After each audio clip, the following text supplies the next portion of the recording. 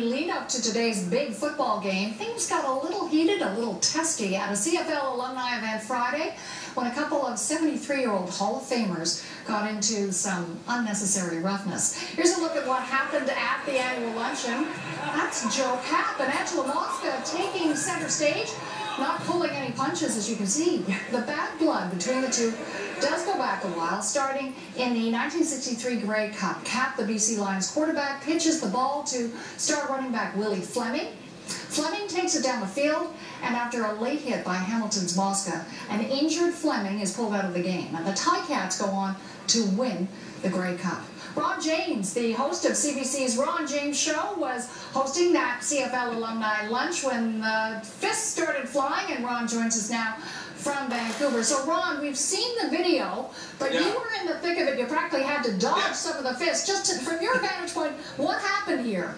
Well, in the annals of stand-up experiences, a couple of septuagenarians duking it out has got to win first prize. I came out to do some stand-up at this charity benefit for the House of Heroes, orchestrated by Leo Ezrin, which is an excellent and noble cause in order to raise money for poverty-stricken and needy CFL vets. And it was just a great day up until then. You know, the set was cooking, everybody was in a good mood. Princess Patricia's pipers were there, everybody's singing God Save the Queen, a few pints all around, shirts from all the teams across the country.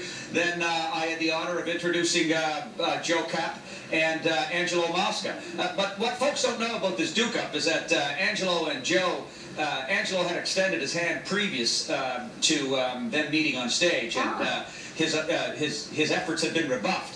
So I was unaware of this until afterwards. So when Joe Kappa stepped on the stage, you know, a lean, mean New Mexico Chicano from the barrios of that state, as well as, you know, Angelo Mosca, and you know that he wasn't born with a silver spoon in his mouth. So, you know, you've got what's bred in the bone up on stage, and this 50 years of animosity. And you could see the fire in Kappa's eyes when he stepped in front of me. And a guy just walked by here with the BC Lions on. He goes, "Ron, you got off the stage pretty fast." I said, yeah, I'm 5'4" and had the cleanest shirt on my football bench in 1975. I'm not going to go toe-to-toe with those cats. Anyway, Joe Kappa has this little sprig, like a peace offering is what I said to him, right? Yeah. And from a table arrangement that had been on the tables, and he flicks it in Mosca's face. And here we go again. He flicked it 3 times aggressively in Mosca's face, and Mosca looked at him and said, "Why don't you shove it up your fucking ass?" And then he went Jack Sparrow with him with that cane, whacked him a couple times upside the ears, and Joe Kapp, the 73-year-old quarterback, proof positive when you're a septuagenarian, don't mix your meds with your liquor, hauled off and nailed him, and the fight was on. And how long did the fight go on, Ron? It felt like an eternity, but right now when you watch it on YouTube, of course, this new world, but I've never seen that. Look, I had the dubious honor of referring to the oil patch as Petrocanistan once on stage in Edmonton, and the air went out of the room very quick. Not nearly as quick as the air went out yesterday. Yeah, so, and, it was unfortunate, you know, it was very unsettling. Yeah, I heard laughter in the room. It sounds like people wanted to make light of it, but it sounds like these two guys were very, very serious about this, and certainly Kapp didn't want to let it go. Well, look, I was there, and I wouldn't say that Angie was wanting to keep it going, because when Joe hit him, he fell down, and half his head was behind the curtain, and the rest of his torso was on the stage. And it wasn't a good sight to see, you know. And and people had assumed that it was staged or that it was premeditated, and there was nothing of the sort.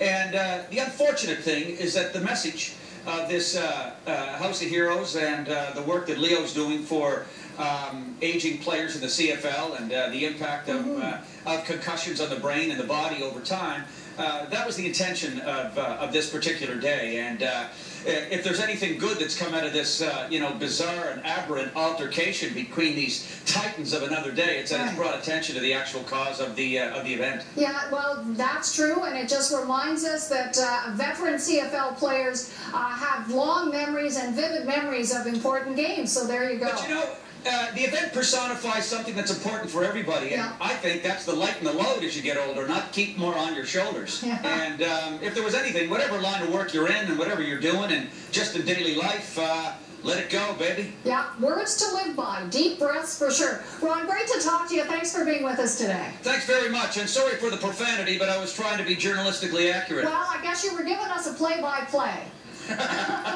Thanks, baby. Thanks, Ron. See you, Nancy. You Bye. can catch more of Ron every Friday on CBC when the Ron James Shows airs at 8 p.m. Eastern Time. Tune in on January 1st at 9 p.m. for a 1-hour New Year's special and the season finale. That's on CBC TV. Stay with us. More to come.